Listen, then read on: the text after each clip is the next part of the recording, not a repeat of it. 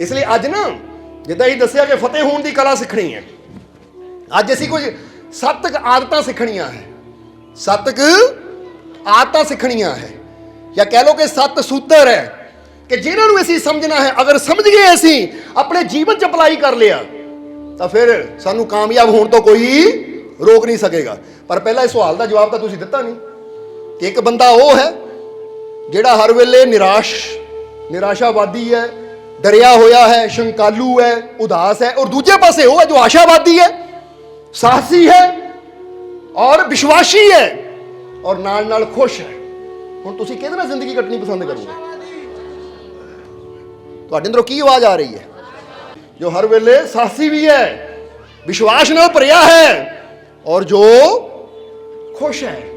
क्योंकि इदां दे इंसान नाल जदों जिंदगी कट्टी जाती ना, इदां दे इंसान को बैठिया जाता है तो फिर बंदे नूं एक नवीं जिंदगी का एहसास होंदा कि पहला तो मैं जिंदगी बेकार च जी लई, रोंदे पिटदे जी लई, असली जिंदगी तो आ है। क्योंकि कहते ना जिंदगी उसी की है जो मुस्कुराना जानता है। जरा हंस के दिखाओ, हाँ देखो आ जिंदगी है, इस वास्ते सानू जिंदगी मिली है। कोई फुल भी रब खिलांदा है ना बूटे ते, यानी एक पौधे ते फुल भी खिलदा है, मुस्कुरांदा है। बेशक शाम नूं ना खत्म हो जाना हुंदा, मुरझा जाना हुंदा है, पर फिर भी जिन्नी देर पौधे ते रहिंदा है खिल के रहिंदा है। तो बंदे नूं जिंदगी रब दिंदा 70 80 90 साल दा बंदा, वो हस लै हसन नूं है कि भाई भाई जिंदगी कादी तेरी। इसलिए जिंदगी तो वो मुस्कुरांदा है, जिहदे जीवन च खुशी है, और ये खुशी तुहाडे अंदर है। जरा एहसास करो कि मैं बहुत खुशी नूं फील करो, जरा देखो रोम रोम च खुशी है कि नहीं? कित्थे है खुशी? तुहाडे अंदर है। हुण इत्थे मायने नहीं रखांदा कि किहदी जेब च 10,000 है, किहदी जेब च 10 लाख है, किहदी जेब च 10 रुपए है। मैं खुश हाँ, और ये खुशी मेरे अंदर ना जुड़ी है, पैसे नाल नहीं, पदार्थां नाल नहीं। क्योंकि पदार्थां वाले पैसों वाले भी दुखी बैठे, समझदे हो कि नहीं? ये समझना जरा सारिਆਂ ने। तुसीं सुनी होगी एक इंटरव्यू कि अंबानी दी ना पत्नी कहते जदों उन्होंने एक टीम है, क्रिकेट टीम बनाई है, शायद उन्होंने नाम नाइट राइडर है। कहते जो मैच हारी ना, बाद चों मैं बहुत टेंशन हुई मैनू। मेरा गौर करना, यानी दसना की चाहते हैं कि चाहे इंसान को पैसा है, चाहे इंसान को पदार्थ है, ये पदार्थ सब कुछ बाहर है, पर शांति, सुकून, खुशी, टेंशन, चिंता, दुख सब कुछ अंदर है। और जो अंदरों असीं अपने आप को सैट कर लिया ना, तो बाहरली चीज़ घट है, वध है, कितनी मात्रा च उसका कोई फर्क जीवन ते नहीं पैंदा। हुण देखो आ फकीरां ने नचे ताड़ी वजा के रब कोलों 2 मंगियां सी, तुसीं पूरी माला पाती, खुशी की गल है कि नहीं? हुण यही तो एक नज़रिया हुंदा है।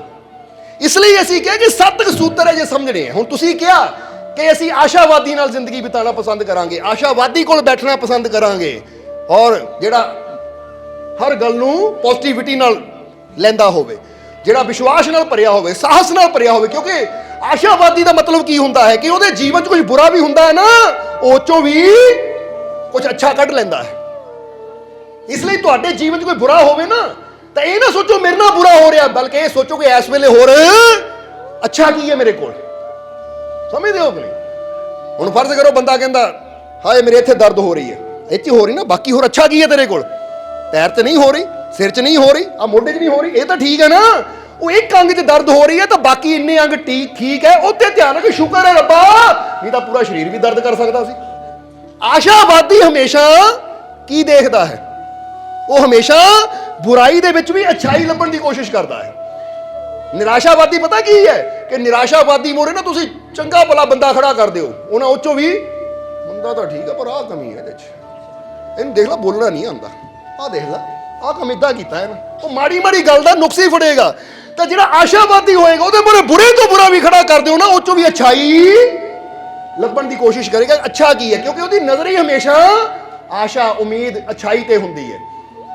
इसलिए एक गल हमेशा याद रखो, कहते ना एक फकीर के सामने, जिद्दां महात्मा बुद्ध की गल दसन लगे हैं, फकीरां की गल भी बाद चों करांगे, कि महात्मा बुद्ध नूं दस्सिया गया कि महाराज अगे उंगली माल हथियारा है जिन्हां 999 आदमियों को मार के उन्होंने उंगली वड्ढ के गल च पा ली, इधर ना जाओ तुसीं, बहुत बुरा आदमी है, पापी है, खूनी है, कातिल है, उधर ना जाओ, तुहाडा कतल कर देगा।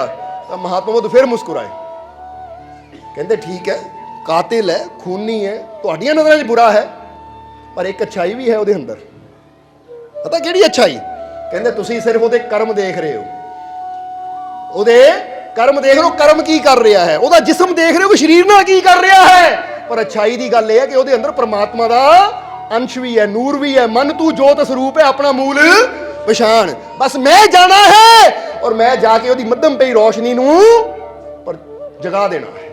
ਜਿੱਦਾਂ ਕਈ ਵਾਰ ਚਿਰਾਗ ਬੁਝਣ ਵਾਲਾ ਹੁੰਦਾ ਨਾ, ਐਂ ਫੜਫੜਾਉਂਦਾ ਹੈ, ਤਾਂ ਕੋਈ ਜਾਂਦਾ ਵੀ ਬੱਤੀ ਬਾਹਰ ਕੱਢ ਕੇ ਚਿਰਾਗ ਨੂੰ ਜਗਾਉਂਦਾ, ਦੁਬਾਰਾ ਫਿਰ ਰੋਸ਼ਨ ਹੋ ਜਾਂਦਾ। ਇਸੇ ਤਰ੍ਹਾਂ ਮਹਾਤਮਾ ਬੁੱਧ ਨੇ ਉਂਗਲੀ ਬਾਲ ਦੇ ਅੰਦਰ ਵੀ ਕੀ ਦੇਖਿਆ? ਅੱਛਾਈ ਦੇਖਣ ਦੀ ਕੋਸ਼ਿਸ਼ ਕੀਤੀ ਕਿ ਵੀ ਅੱਛਾ ਹੋ ਸਕਦਾ ਹੈ। ਕਿਉਂਕਿ ਤੁਸੀਂ ਅੱਜ ਕੀ ਹੋ ਇਹ ਮਾਇਨੇ ਨਹੀਂ ਰਖਾਂਦਾ, ਪਰ ਤੁਸੀਂ ਕੀ ਹੋ ਸਕਦੇ ਹੋ ਮਾਇਨੇ ਇਹ ਰਖਾਂਦਾ ਹੈ। ਤੁਸੀਂ ਅੱਜ ਕਿੱਥੇ ਖੜੇ ਹੋ ਜਾਂ ਕਿੱਥੇ ਬੈਠੇ ਹੋ, ਬੋਲੋ ਸਮਝਦੇ ਹੋ ਕਿ ਨਹੀਂ? ਇਹ ਏਡੀ ਵੱਡੀ ਗੱਲ ਨਹੀਂ ਹੈ ਜਿੱਡੀ ਵੱਡੀ ਗੱਲ ਹੈ ਕਿ ਮੈਂ ਕਿੱਥੇ ਜਾ ਸਕਦਾ ਹਾਂ, ਮੈਂ ਅੱਗੇ ਕੀ ਹੋ ਸਕਦਾ ਹਾਂ। ਜਿੱਦਾਂ ਫਰਜ਼ ਕਰੋ ਅੱਜ ਇੱਕ ਬੱਚਾ ਹੈ, ਛੋਟਾ ਬੱਚਾ ਹੈ, ਅੱਜ ਉਹ ਕੀ ਹੈ ਇਹ ਮਾਇਨੇ ਰਖਾਂਦਾ, ਪਰ ਕੱਲ ਨੂੰ ਅੱਛੀਆਂ ਆਦਤਾਂ ਦੇ ਨਾਲ ਅੱਛੇ ਮਾਰਗ ਤੇ ਚੱਲ ਕੇ ਮਿਹਨਤ ਨਾਲ ਉਹ ਕੱਲ ਨੂੰ ਕੀ ਹੋ ਸਕਦਾ ਹੈ। ਕੋਈ ਡਾਕਟਰ ਬਣ ਸਕਦਾ, ਵਕੀਲ ਬਣ ਸਕਦਾ ਹੈ, ਰਾਸ਼ਟਰਪਤੀ ਬਣ ਸਕਦਾ, ਪ੍ਰਧਾਨ ਮੰਤਰੀ ਬਣ ਸਕਦਾ ਹੈ, ਬੜਾ ਬਿਜ਼ਨਸਮੈਨ ਬਣ ਸਕਦਾ। ਕੱਲ ਨੂੰ ਕੀ ਹੋ ਸਕਦਾ ਹੈ ਇਹ ਥੋੜੀ ਪਤਾ ਕਿਸੇ ਨੂੰ, ਪਰ ਗੱਲ ਤਾਂ ਉਹਨੂੰ ਅੱਛੀ ਸੋਹਬਤ ਮਿਲਣ ਦੀ ਹੈ, ਅੱਛੀ ਸੰਗਤ ਮਿਲਣ ਦੀ ਹੈ, ਅੱਛਾ ਮਾਰਗ ਮਿਲਣ ਦੀ ਹੈ। ਸੋ ਜਦੋਂ ਅਸੀਂ ਆਪਣੀਆਂ ਆਦਤਾਂ ਨੂੰ ਬਦਲਦੇ ਹਾਂ ਨਾ, ਤਾਂ ਫਿਰ ਸਾਡੇ ਜੀਵਨ 'ਚ ਵੀ ਕਹਿ ਦਿਓ ਬਦਲਾਅ ਆਉਣਾ ਸ਼ੁਰੂ ਹੋ ਜਾਂਦਾ ਹੈ। ਇਸ ਲਈ ਚੈੱਕ ਕਰਨਾ ਹੈ। ਸੋ ਹੁਣ ਤੁਸੀਂ ਕਿਹਾ ਅਸੀਂ ਆਸ਼ਾਵਾਦੀ ਕੋਲ, ਸਾਹਸੀ ਕੋਲ, ਵਿਸ਼ਵਾਸੀ ਕੋਲ, ਖੁਸ਼ ਰਹਿਣ ਵਾਲੇ ਕੋਲ ਬੈਠਣਾ ਪਸੰਦ ਕਰਾਂਗੇ। ਇਹੀ ਹੈ ਨਾ ਗੱਲ ਤੁਹਾਡੀ। ਹੁਣ ਫਿਰ ਆਪਣੇ ਆਪ ਨੂੰ ਪੁੱਛੋ ਕਿ ਮੈਂ ਆਸ਼ਾਵਾਦੀ ਹਾਂ? ਹੁਣ ਜੇ ਮੈਂ ਪਸੰਦ ਹੀ ਨਹੀਂ ਕਰਦਾ ਨਿਰਾਸ਼ਾਵਾਦੀ ਕੋਲ ਬੈਠਣਾ, ਤਾਂ ਫਿਰ ਕੀ ਮੈਂ ਆਸ਼ਾਵਾਦੀ ਹਾਂ ਜਾਂ ਨਿਰਾਸ਼ਾਵਾਦੀ ਹਾਂ? ਜੇ ਮੈਂ ਨਿਰਾਸ਼ਾਵਾਦੀ ਤਾਂ ਦੂਜੇ ਕਿੱਦਾਂ ਪਸੰਦ ਕਰਨਗੇ ਮੇਰੇ ਕੋਲ ਬੈਠਣਾ? ਜੇ ਮੈਂ ਹਰ ਵੇਲੇ ਮੂੰਹ ਲਟਕਾ ਕੇ ਉਦਾਸ ਹੋ ਕੇ ਬੈਠਾ ਰਹਿੰਦਾ ਤਾਂ ਦੂਜੇ ਮੇਰੇ ਕੋਲ ਬੈਠਣਾ ਕਿੱਦਾਂ ਪਸੰਦ ਕਰਨਗੇ? ਜੇ ਮੈਂ ਹਰ ਵੇਲੇ ਸ਼ੰਕਾ ਨਾਲ ਹੀ ਭਰਿਆ ਰਹਿੰਦਾ ਹਾਂ ਤਾਂ ਦੂਜੇ ਮੇਰੇ ਨਾਲ ਜ਼ਿੰਦਗੀ ਗੁਜ਼ਾਰਨੀ ਕਿੱਦਾਂ ਪਸੰਦ ਕਰਨਗੇ? ਜੇ ਹਰ ਵੇਲੇ ਮੈਂ ਡਰਿਆ ਹੀ ਰਹਿੰਦਾ ਹਾਂ ਤਾਂ ਦੂਜੇ ਮੈਨੂੰ ਕਿੱਦਾਂ ਪਸੰਦ ਕਰਨਗੇ? ਕਿਉਂਕਿ ਤੁਸੀਂ ਪਸੰਦ ਨਹੀਂ ਕਰ ਰਹੇ। ਸਮਝ ਆ ਰਹੀ ਹੈ? ਇਸ ਲਈ ਜੇ ਤੁਸੀਂ ਚਾਹੁੰਦੇ ਹੋ ਦੁਨੀਆ ਮੈਨੂੰ ਪਸੰਦ ਕਰੇ, ਦੁਨੀਆ ਮੇਰੇ ਕੋਲ ਬੈਠਣਾ ਪਸੰਦ ਕਰੇ, ਜ਼ਰਾ ਸਮਝਣਾ ਸਾਰਿਆਂ ਨੇ। ਕਈ ਵਾਰ ਕਹਿੰਦੇ ਨਾ ਸੱਸਾਂ ਕਹਿੰਦੀਆਂ ਨੂੰਹਾਂ ਨਹੀਂ ਬਹਿੰਦੀਆਂ, ਨੂੰਹਾਂ ਕਹਿੰਦੀਆਂ ਸੱਸਾਂ ਨਹੀਂ ਬਹਿੰਦੀਆਂ। ਹੁਣ ਨਿਰਾਸ਼ਾਵਾਦੀ ਕੋ ਕਹਿਣਾ ਬੈਠਣਾ, ਸ਼ੰਕਾਲੂ ਕੋ ਕਹਿਣਾ ਬੈਠਣਾ ਹੈ।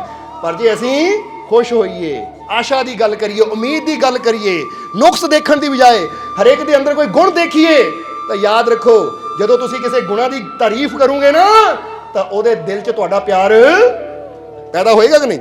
ਪਰ ਜਦੋਂ ਹਰ ਵੇਲੇ ਕਮੀਆਂ ਹੀ ਕੱਢੀ ਜਾਣੀਆਂ, ਬੋਲੋ ਸਮਝਦੇ ਹੋ ਕਿ ਨਹੀਂ? ਜਿੱਦਾਂ ਕਹਿੰਦੇ ਨਾ ਨੱਥੂ ਲਾਲ ਦੇ ਬੇਟੇ ਦੀ ਜਦੋਂ ਸ਼ਾਦੀ ਹੋਈ ਔਰ ਉਹ ਨੋ ਜਦੋਂ ਘਰ 'ਚ ਆਈ ਤਾਂ ਨੱਥੂ ਲਾਲ ਦੀ ਪਤਨੀ ਦੀ ਆਦਤ ਸੀ ਮਾੜੀ ਮਾੜੀ ਗੱਲ ਤੇ ਨੁਕਸ ਕੱਢਣਾ। ਤਾਂ ਉਹਨੇ ਕਿਹਾ ਕਿ ਚੱਲ ਏਦਾਂ ਕਰ ਪੁੱਤ, ਅੱਜ ਦੇਖਣਾ ਕਿ ਕਿਚਨ ਦਾ ਕੰਮ ਕਿੱਦਾਂ ਦਾ ਕਰਦੀ ਹੈ ਤੂੰ, ਜਾ ਚਾਹ ਪਕੌੜੇ ਬਣਾ ਕੇ ਲਿਆ। ਕੁੜੀ ਗਈ, ਕਿਉਂਕਿ ਨੱਥੂ ਲਾਲ ਦੇ ਬੇਟੇ ਨੇ ਪਹਿਲੇ ਦੱਸਿਆ ਸੀ ਮੇਰੀ ਮਾਂ ਥੋੜੀ ਨਾ ਇਦਾਂ ਹੀ ਆ, ਹਰ ਚੀਜ਼ ਦਾ ਧਿਆਨ ਨਾਲ ਕੰਮ ਕਰੀ। ਹੁਣ ਚਾਹ ਲੈ ਕੇ ਆਈ, ਪਕੌੜੇ ਲੈ ਕੇ ਆਈ, ਥਾਲੀ 'ਚ ਰੱਖ ਕੇ ਸਾਹਮਣੇ ਰੱਖ ਦਿੱਤੇ। ਨੱਥੂ ਲਾਲ ਦੀ ਘਰ ਵਾਲੀ ਨੇ ਦੇਖਿਆ, ਅੱਛਾ ਪਹਿਲਾਂ ਖਾ ਕੇ ਦੇਖਾਂ, ਚਾਹ ਦਾ ਘੁੱਟ ਪੀਤਾ, ਚਾਹ ਬੜੀ ਸਵਾਦ, ਪਕੌੜਾ ਥੋੜਾ, ਪਕੌੜੇ ਵੀ ਬੜੇ ਸਵਾਦ, ਲੂਣ ਮਿਰਚ ਸਭ ਕੁਝ ਠੀਕ। ਹੁਣ ਨੁਕਸ ਕੀ ਕੱਢਾਂ ਮੈਂ? ਨੁਕਸ ਤਾਂ ਕੱਢਣਾ ਹੀ ਜ਼ਰੂਰੀ ਹੈ। ਹੁਣ ਜੇ ਨਾ ਨੁਕਸ ਕੱਢਣਾ ਹੋਵੇ ਨਾ, ਦੇਖਦੀ ਰਹੀ ਥਾਲੀ ਵਾਲੂ ਗੁੱਸੇ ਜਿਹੇ ਦੇ ਨਾਲ। ਨੱਥੂ ਲਾਲ ਕਹਿੰਦਾ ਕੀ ਗੱਲ ਹੋ ਗਈ ਭਗਵਾਨ ਨੇ, ਚਾਹ ਸਵਾਦ ਨਹੀਂ, ਪਕੌੜੇ ਸਵਾਦ ਨਹੀਂ? ਕਹਿੰਦੀ ਚਾਹ ਵੀ ਸਵਾਦ ਆ, ਪਕੌੜੇ ਵੀ ਸਵਾਦ ਹੈ, ਪਰ ਪਲੇਟ 'ਚ ਰੱਖਣ ਦਾ ਢੰਗ ਦੇਖੋ, ਟੇਢਾ ਰੱਖਿਆ ਪਕੌੜਾ। ਇਹਨੂੰ ਢੰਗ ਨਹੀਂ ਰੱਖਣ ਦਾ ਪਕੌੜੇ ਰੱਖਣ ਦਾ, ਹੈ ਇਦਾਂ ਦੀ ਮੇਰੀ ਨੋਹ ਹੈ। ਕਮਾਲ ਦੀ ਗੱਲ ਹੈ। ਹੁਣ ਨੱਥੂ ਲਾਲ ਕਹਿੰਦਾ ਢਿੱਡੇ ਜਾਣੇ ਆ ਜਾਂ ਫੋਟੋ ਖਿੱਚਣੀ ਹੈ ਤੂੰ ਇਹਦੇ ਨਾਲ? ਸਮਝਦੇ ਹੋ ਕਿ ਨਹੀਂ? ਕਹਿੰਦਾ ਨੱਥੂ ਲਾਲ ਦੀ ਇੱਕ ਮੱਝ ਸੀ ਜਿਹੜੀ ਅੱਖ ਤੋਂ ਕਾਣੀ ਸੀ। ਇੱਕ ਵਪਾਰੀ ਦੇਖਣ ਆਇਆ, ਨੱਥੂ ਲਾਲ ਨੇ ਕੀਮਤ 30,000 ਰੱਖੀ ਸੀ ਕਿਉਂਕਿ ਦੁੱਧ 15-20 ਕਿਲੋ ਦਿੰਦੀ ਸੀ। ਵਪਾਰੀ ਕਹਿੰਦਾ ਨਹੀਂ ਬਈ, ਅੱਖ ਅੱਖਾਂ ਤੋਂ ਕਾਣੀ ਹੈ, ਇਸ ਲਈ ਮੈਂ ਤਾਂ 15,000 ਹੀ ਦੇਣਾ, 30,000 ਨਹੀਂ ਮਿਲਣਾ। ਉਹ ਨੱਥੂ ਲਾਲ ਕਹਿੰਦਾ ਦੁੱਧ 25-30 ਕਿਲੋ ਦਿੰਦੀ ਹੈ, ਇਸ ਲਈ 30,000। ਉਹ ਕਹਿੰਦਾ ਲੈ ਫੇਰ ਕੀ ਹੋਗਾ, ਦੁੱਧ 25-30 ਕਿਲੋ ਦਿੰਦੀ ਹੈ, ਅੱਖ ਤਾਂ ਕਾਣੀ ਹੈ ਨਾ। ਉਹ ਨੱਥੂ ਲਾਲ ਕਹਿੰਦਾ ਇੱਕ ਗੱਲ ਦੱਸ, ਤੂੰ ਇਹਦਾ ਦੁੱਧ ਵੇਚਣਾ ਕਿ ਨੈਣ ਪਟਕਾ ਕਰਨਾ ਤੂੰ? ਕਮਾਲ ਦੀ ਗੱਲ ਹੈ। ਗੁਣ ਦੇਖ ਉਹਦੇ, ਬੁਰਾਈਆਂ ਕਿਉਂ ਦੇਖ ਰਿਹਾ? ਸਮਝਦੇ ਹੋ ਕਿ ਨਹੀਂ? ਹੁਣ ਇਨਸਾਨ ਵੀ ਕੀ ਹੁੰਦਾ, ਦੱਸਣਾ ਕੀ ਚਾਹੁੰਦੇ ਕਿ ਖੂਬੀਆਂ ਨਹੀਂ ਬੰਦਾ ਦੇਖਦਾ, ਅਗਲੇ ਅੰਦਰ ਉਹ ਨੁਕਸ ਕੱਢ ਦਿੰਦਾ ਹੈ, ਉਹ ਕਮੀਆਂ ਕੱਢ ਦਿੰਦਾ ਹੈ ਕਿ। ਔਰ ਯਾਦ ਰੱਖੋ ਜਦੋਂ ਕਮੀਆਂ ਕੱਢਾਂਗੇ ਤਾਂ ਦੁਖੀ ਵੀ ਆਪ ਹੀ ਹੋਵਾਂਗੇ। ਜਰਾ ਸਮਝਣਾ। ਹੁਣ ਤੁਸੀਂ ਆਪਣੇ ਕਮਰੇ 'ਚ ਜਾ ਕੇ ਨਾ ਕਮੀਆਂ ਕੱਢਣੀਆਂ ਸ਼ੁਰੂ ਕਰ ਦਿਓ, ਇੱਥੋਂ ਦੀਵਾਰ ਟੇਢੀ, ਇੱਥੋਂ ਕੰਧ ਟੇਢੀ, ਇੱਥੋਂ ਪੇਂਟ ਇੱਦਾਂ, ਤੁਹਾਡਾ ਮਨ ਦੁਖੀ ਹੋਣਾ ਸ਼ੁਰੂ ਹੋਏਗਾ, ਮਿਸਤਰੀਆਂ ਨੇ ਕਿੰਨੇ ਨੁਕਸ ਕੱਢੀ ਯਾਰ, ਮਨ ਦੁਖੀ ਹੋ ਜਾਏਗਾ। ਇੰਨਾ ਪੈਸਾ ਲਾ ਕੇ ਖਰਾਬ। ਤਾਂ ਜੇ ਕਹੋਗੇ ਨਹੀਂ ਚਲੋ ਠੀਕ ਹੈ ਵਧੀਆ, ਹੁਣ ਬਣ ਗਿਆ, ਤਾਂ ਜੇ ਹਾਲੇ ਬਣ ਰਿਹਾ ਹੈ ਤਾਂ ਉਹਨੂੰ ਠੀਕ ਕਰਾਓ ਕਮੀ ਨੂੰ। ਤਾਂ ਜੇ ਹੋ ਹੀ ਗਿਆ ਤਾਂ ਹੁਣ ਕਮੀਆਂ ਕੀ ਲੱਭਣੀਆਂ? ਹੁਣ ਸ਼ੁਕਰ ਕਰੋ ਕਿ ਸ਼ੁਕਰ ਹੈ, ਨਹੀਂ ਤਾਂ ਦੁਨੀਆ ਦੇ ਉਹ ਵੀ ਬਹੁਤ ਹੈ ਜਿਹੜੇ ਤੰਬੂ ਲਾ ਕੇ अपनी जिंदगी गुजार रहे, शुक्र है मेरे मालिक का, जो दिता है वधिया दिता है। ਸਮਝਦੇ ਹੋ ਕਿ ਨਹੀਂ? ਦੁਨੀਆ ਤੇ ਤੁਸੀਂ ਜਾਓਗੇ ਤੇ ਦਿੱਲੀ ਵੱਲ, ਬੰਬੇ ਵੱਲ ਨਾ, ਤਾਂ ਪੁਲਾਂ ਦੇ ਥੱਲੇ ਲੋਕ ਸੁੱਤੇ ਦੇਖੇ ਅਸੀਂ ਬਿਨਾਂ ਕਿਸੇ ਪਰਦੇ ਤੋਂ। ਪਰਦਾ ਮਤਲਬ ਨਾ ਕੋਈ ਉਹਨਾਂ ਨੂੰ ਚਾਦਰ ਹੈ ਤੇ ਨਾ ਹੀ ਕੋਈ ਤਰਪਾਲ ਹੈ ਕਿ ਉੱਪਰ ਪਾ ਕੇ ਸੌਂ ਸਕਣ, ਉਹ ਪੁਲਾਂ ਦੇ ਥੱਲੇ ਹੀ, ਉਹ ਪੁਲਾਂ ਨੂੰ ਛੱਤ ਬਣਾ ਕੇ ਸੁੱਤੇ ਹੋਏ। ਇਸ ਲਈ ਸ਼ੁਕਰ ਕਰੀਏ ਆਪਣੇ ਮਾਲਿਕ ਦਾ, ਕਮੀਆਂ ਨਾ ਦੇਖੀਏ।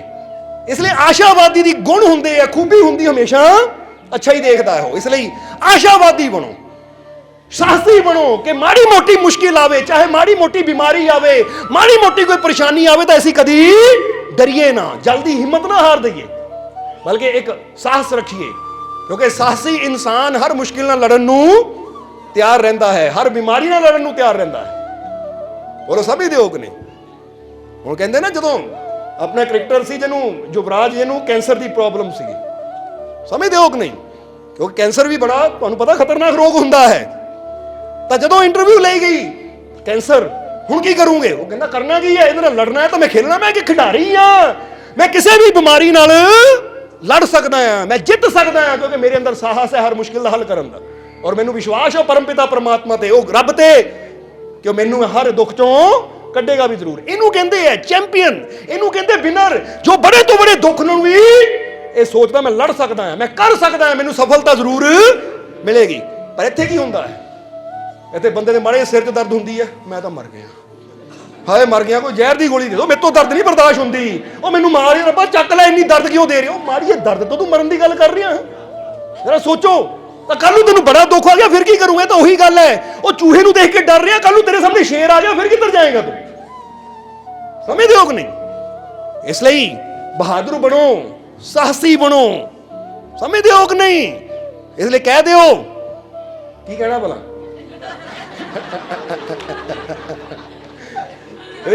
कह दो अपने आप नूं कि मैं किसी मुश्किल तो डरना नहीं, मैं किसी मुश्किल तो, मैं किसी हालात तो, मैं किसी बीमारी तो, बस आही तक अंदर चाहिए है कि जज्बा कि मैं शक्तिशाली पिता दी शक्तिशाली संतान हाँ।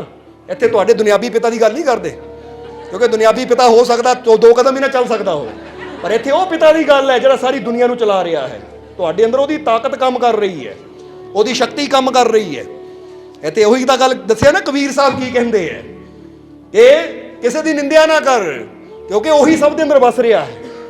ਕਿਸ ਵਿਧੀ ਪਿਆਰੇ ਸੇਵੀਏ, ਬਾਕੀ ਸੇਵਨ ਦਾ ਮਤਲਬ ਯਾਦ ਕਰਨ ਦੀ ਗੱਲ ਹੈ। ਉਹ ਕਿਸੇ ਵਿਧੀ ਵੀ ਉਹਨੂੰ ਯਾਦ ਕਰ, ਚਾਹੇ ਹੱਥ ਜੋੜ ਕੇ ਕਰ ਲੈ, ਅੱਖਾਂ ਬੰਦ ਕਰਕੇ ਕਰ ਲੈ, ਅੱਖਾਂ ਖੋਲ ਕੇ ਕਰ ਲੈ, ਪਰ ਯਾਦ ਕਰ ਉਹਨੂੰ, ਕਿਉਂਕਿ ਉਹ ਸਭ ਦੇ ਅੰਦਰ ਵਸਦਾ ਹੈ। अपने अंदर बैठे अपने राम नूं, अपने मालिक नूं, परमात्मा नूं पहचानने की कोशिश कर। समझदे हो कि नहीं? ताही तां एक शब्द अंदर आया है कि संत मिले तब हरि मिले। जरा हुण गौर करना, ऐसा मन विश्वास कि जिन्हां दे मन 'च विश्वास हुंदा ना कि जदों मैनूं संत गुरु रहबर मिल गए तां हुण मैनूं हरि भी, परमात्मा भी, ओहदी रहमत भी जरूर मिलेगी। कहंदे ऐसा मन विश्वास हरि जन हरि का रूप है जू फुल्लन में बास। कहते जिदा फुल्लां नाल खुशबू जुड़ी है ना, जिन्हों फुल मिल जाता उन्होंने खुशबू भी नाल ही मिल जाती। फिर ये नहीं हुंदा कि फुल लै जाओ तो खुशबू मंगनी पैंदी, हुण खुशबू तू भी आ जा, फुल आ गया, कदी इदां नहीं हुंदा। जिदा दीपक जो मिलता ना जगदा होया तो प्रकाश भी नाल ही मिल जाता है। इत्थे यही गल इस शब्द अंदर दसी गई है कि जदों इंसान सच्चे संतां फकीरां गुरुआं रहबरां दे घर तक पहुंच जाता ना, उन्हां तक पहुंच जाता है, तो फिर विश्वास रख कि मैं फकीरां दे कोल आ गया, संतां दे कोल आ गया, हरि दे प्यारियां कोल आ गया, तो मैं ओहदियां रहमतां कोल आ गया, फुल्लां कोल आ गया, तो खुशबू दे कोल आ गया। समझदे हो कि नहीं? इसलिए संत मिले तब हरि मिले, क्योंकि बिना संतां तो, बिना सतगुर तो, बिना फकीरां तो हरि दा रस्ता कितना मिलेगा? कितना परमात्मा दी रहमतां तक पहुंचांगे? क्योंकि विधि रहमतां नूं पाण दी, जीवन नूं बदलन दी, यही विधि तो सानूं संत गुरु रहबर सिखांदे हैं। इसलिए कहंदे जदों वो मिलदे हैं तो फिर हरि मिलदा है। और ये विश्वास रख, जिद्दां फर्ज करो अज सत्संग तुसीं आए हो ना, जे विश्वास नाल आए हो कि मैं पहुंच गया उस सत्संग दे विच जिथे मैनूं मालिक दी रहमत मिलनी है, मालिक की कृपा मिलनी है, मैनू मेरा मालिक मिलना है, तो याद रखो जो इस विश्वास नाल आए ना तो तुहाडी जिंदगी च अज तो ही बदलाव आना शुरू हो जाएगा, अज तो ही जिंदगी बदल जाएगी। बहुत जीव तो ऐसे है कि जिहड़े सत्संग तो बाद कहणगे वाकई इस सत्संग ने साडी सोच नूं ਬਦਲ ਦਿੱਤਾ, ਸਾਡਾ ਨਜ਼ਰੀਆ ਬਦਲ ਗਿਆ, ਕਿਉਂਕਿ ਇਹੀ ਵਿਸ਼ਵਾਸ। ਇਸ ਲਈ ਸੰਤ ਮਿਲੇ ਤਬ ਹਰੀ ਮਿਲੇ, ਐਸਾ ਮਨ ਵਿਸ਼ਵਾਸ, ਹਰੀ ਜਨ ਹਰ ਕਾ ਰੂਪ ਹੈ ਜੋ ਫੁੱਲਨ ਮੇ।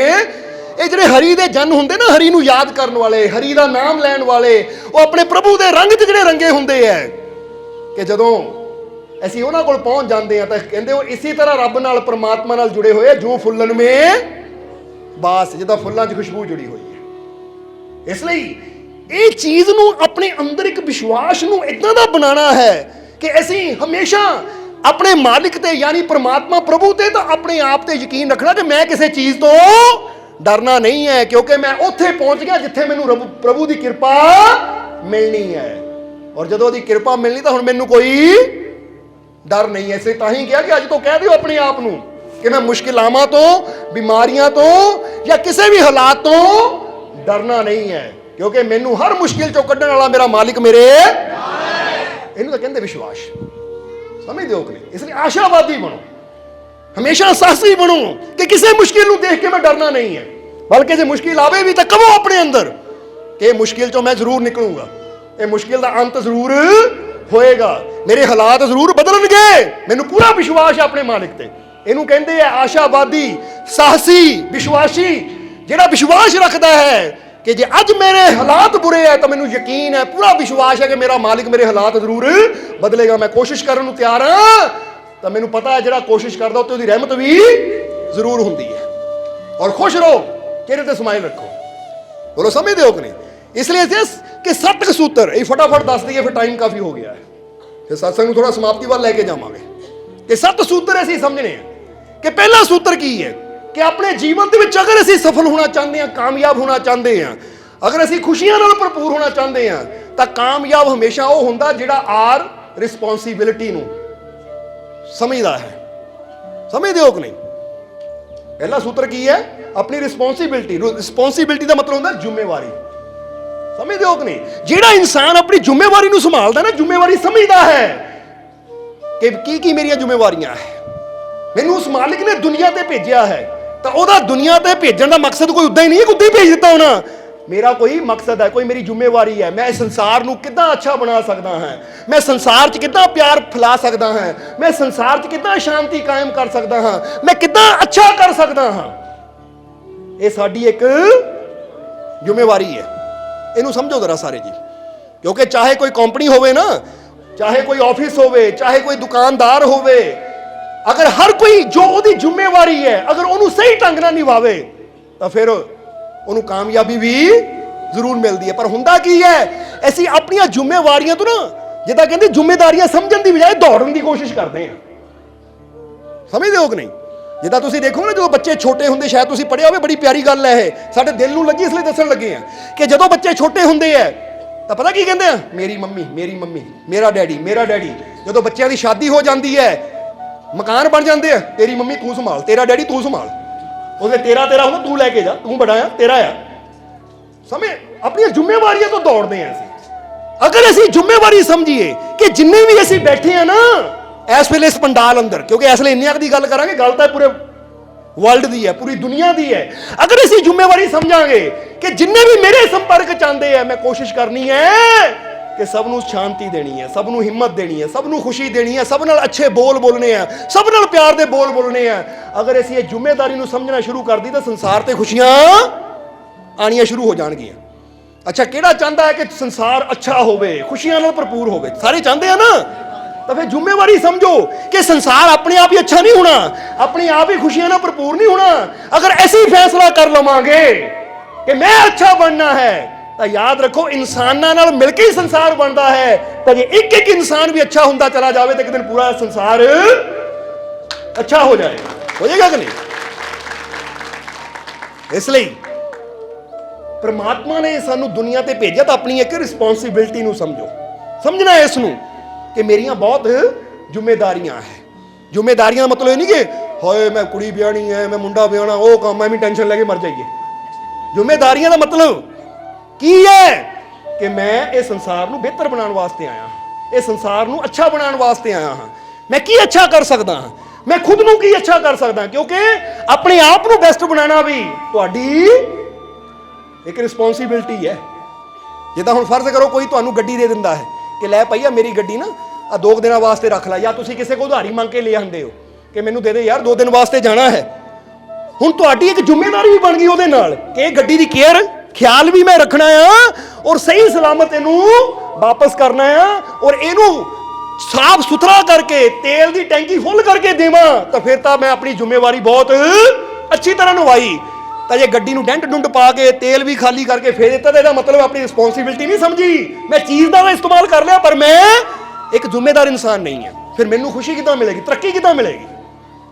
ਸਮਝਦੇ ਹੋ ਕਿ ਨਹੀਂ? ਇਹ ਗੱਲ ਬੜੀ ਸਮਝਣ ਵਾਲੀ। ਅੱਜ ਬੰਦਾ ਕੀ ਹੈ, ਬੰਦਾ ਦੂਜੇ ਤੇ ਉਹਦਾ ਕੰਮ ਹੈ ਉਹ ਕਰੇ, ਉਹਦਾ ਕੰਮ ਹੈ ਉਹ ਕਰੇ। ਹੁਣ ਦੇਖੋ ਨਾ ਘਰ 'ਚ ਲੜਾਈ ਹੁੰਦੀ ਹੈ, ਲੈ ਜੀ ਉਹ ਸ਼ਾਂਤ ਨਹੀਂ ਰਹਿੰਦਾ, ਉਹ ਸ਼ਾਂਤ ਨਹੀਂ ਰਹਿੰਦਾ। ਅਸੀਂ ਜਦ ਤੱਕ ਦੂਜਿਆਂ ਨੂੰ ਦੋਸ਼ ਦਿੰਦੇ ਰਵਾਂਗੇ, ਦੂਜਿਆਂ ਤੇ ਰਿਸਪੌਂਸਿਬਿਲਟੀ ਜਾਂ ਜ਼ਿੰਮੇਵਾਰੀ ਟਾਲਦੇ ਰਵਾਂਗੇ ਤਾਂ ਸਾਡੇ ਜੀਵਨ 'ਚ ਖੁਸ਼ੀ ਕਦੀ ਆ ਹੀ ਨਹੀਂ ਸਕਦੀ। ਅਸੀਂ ਸ਼ੁਰੂਆਤ ਖੁਦ ਕਰੀਏ। ਅਸੀਂ ਇਹ ਗੱਲ ਹਮੇਸ਼ਾ ਯਾਦ ਰੱਖੀਏ ਕਿ ਜਿਹੜਾ ਬਦਲਾਵ ਮਹਾਤਮਾ ਗਾਂਧੀ ਨੇ ਕਿਹਾ ਸੀ, ਜਿਹੜਾ ਬਦਲਾਵ ਤੁਸੀਂ ਦੁਨੀਆ 'ਚ ਦੇਖਣਾ ਚਾਹੁੰਦੇ ਹੋ ਨਾ, ਉਹਦੀ ਸ਼ੁਰੂਆਤ ਤੁਸੀਂ ਕਰੋ। ਸਮਝਦੇ ਹੋ ਕਿ ਨਹੀਂ?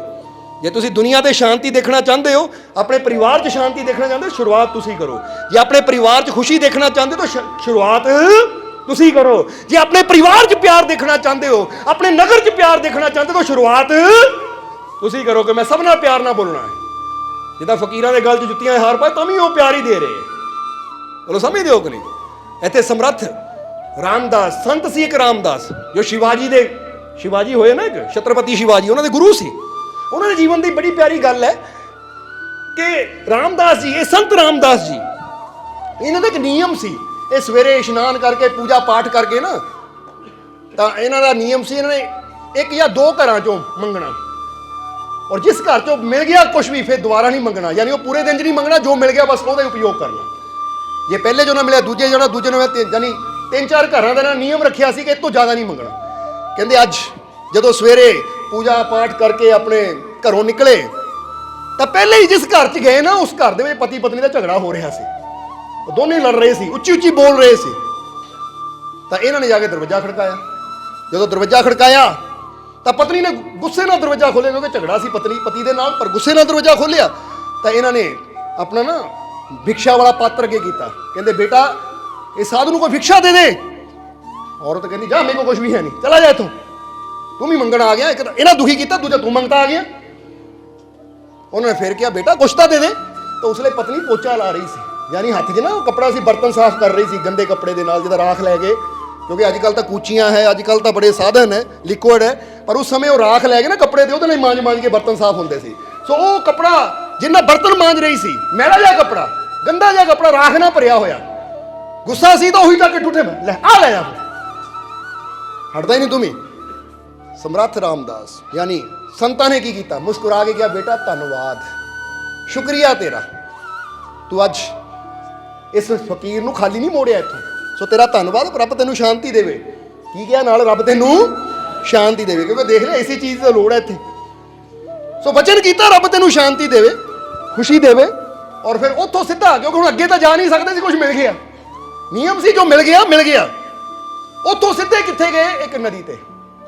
वीडियो अच्छी लगी हो तो कृपया इसे शेयर जरूर करें। आपके शेयर करने से अगर किसी की जिंदगी में अच्छा बदलाव आता है, पॉजिटिव चेंज आती है, तो ये भी आपकी तरफ से किया गया एक नेक कर्म होगा, एक सेवा होगी। तो वीडियो को शेयर जरूर करें और वीडियो देखने के लिए सर्व संजय दरबार कांटियां शरीफ यूट्यूब चैनल को सब्सक्राइब करें और फेसबुक पेज को फॉलो करना ना भूलें।